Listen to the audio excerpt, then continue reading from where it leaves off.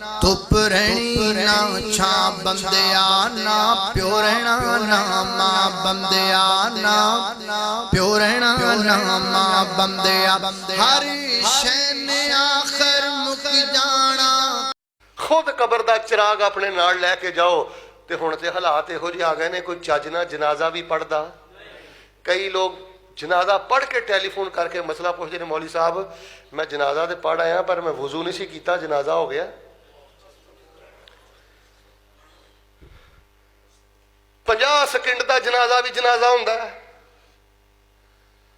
1 minute का जनाजा भी जनाजा हुंदा। हुंदे नहीं तुहाडे जनाजे? फैसलाबाद अंदर पाकिस्तान अंदर मौलवी भी मैयत दे नाल बददियामती कर रहा है। और जिहड़े दूसरे जनाजा पढ़न आए ने ना, उन्होंने छड्डो। औलाद की तुहानूं हालत दसां, आ पिछे जे मैं जनाजा पढ़िया, उस बुजुर्ग ने बड़े लाड लडाए सी अपने उस पुत नूं, मैं जानना।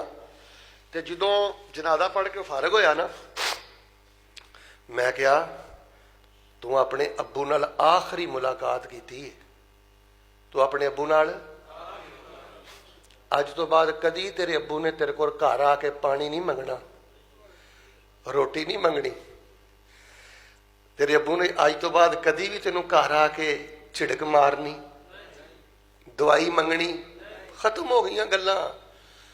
मैं कहा टाइम लंघ गया, हुण पुत्र तरसेगा, बाप दे दबके नूं तरसेगा।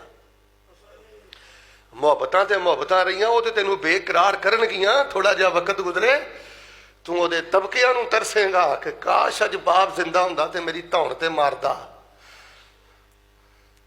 ते मैं क्या प्यो दा आखिरी हक अदा कीता ही, आखिरी मुलाकात की अब्बू नाल। ते मैं क्या रो रो के दुआवां कर करके अब्बू जी नूं अल्लाह दे हवाले कीता ही ना।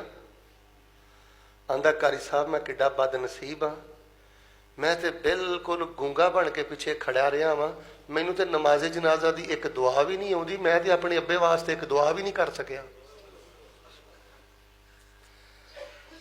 की करा मैं तेरा BA BSc MSc की करा तेरिया एग्रीकल्चर यूनीवर्सिटियां GC यूनीवर्सिटियां। जे माँ की मैयत अगे पई है फिर तुसी गल का गुस्सा कर जाओगे। माँ की मैयत अगे पई है तो जो माँ वास्ते कोई दुआ का कोई अद्धा मिनट बोल नहीं बोल सकता, दस मैं तेरिया डिग्रियां की करा, फूका तेरिया डिग्रियां। की फायदा अज होया तेरे बाप नूं तेरिया डिग्रियां का?